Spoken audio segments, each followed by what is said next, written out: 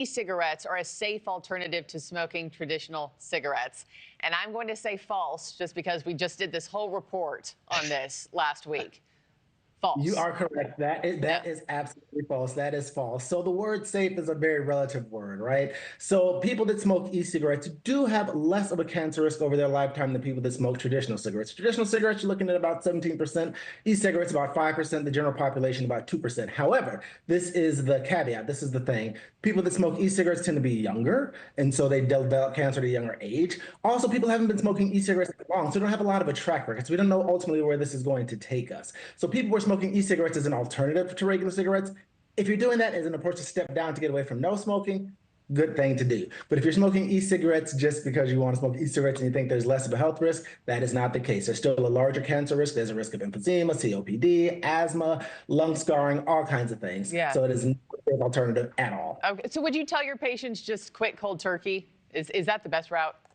It honestly depends on how much they're smoking, but cold turkey is not the best route. You can use e-cigarettes as a way to step down. You can use nicotine patches. There are medications like Wellbutrin, Chantix, but no, cold turkey is never gonna, long term, it doesn't work. Okay, okay, good to know. True or false, living in warmer climates may significantly shorten your lifespan? True.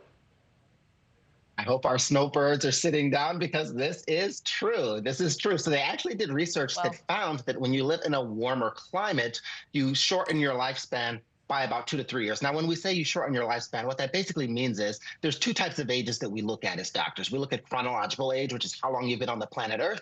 And then we look at biological age, which is how long your DNA looks, basically. And it looks that people who live in warm climates, their DNA ages about 2 to 3 years faster than people who live in cooler climates. And it kind of makes sense when you think about it. When you're in a warm climate, your metabolic activity is heightened. And so your body's just doing everything a little bit faster. Because your metabolic activity is heightened, you have more of these metabolic byproducts that create what are called oxidative stresses, which damage your DNA. So you actually have older DNA, and you're at higher risk for diseases that come along with aging. And so, yes, living in a warmer climate makes you biologically older. So that's what you call a killer say tan. Somebody lived in Texas and Oklahoma for like most of their life and then moved to Chicago. Can I undo the damage that's been done by living here? Or no? You actually can. Yes, you actually can, because your metabolic rate slows just a little bit in this frigid climate here. And so you don't have as much of that oxidative stress. And so, Markie, you made a very smart decision. A very wise choice. But you do question the choice sometimes in the dead of winter here, I must say. True or false, sweet potatoes can actually cure cancer? I'm going to say true just because that seems random. True.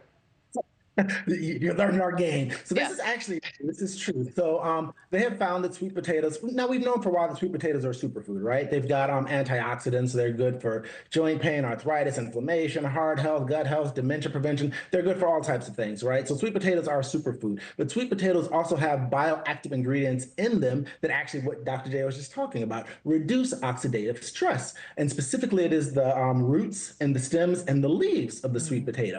They actually did a study that found that when it comes to breast cancer and lung cancer, sweet potato, these bioactive compounds can actually really slow the growth of these cells. So now, obviously, sweet potato, leaves and roots are not going to be a treatment directly for lung cancer and breast cancer, but they think in the future it's going to be a part of a treatment regimen that's going to actually show quite a bit of promise. Fascinating. I love sweet potatoes, so bring it on. The other thing I love is yogurt. I can't believe I'm having to even read this sentence out loud.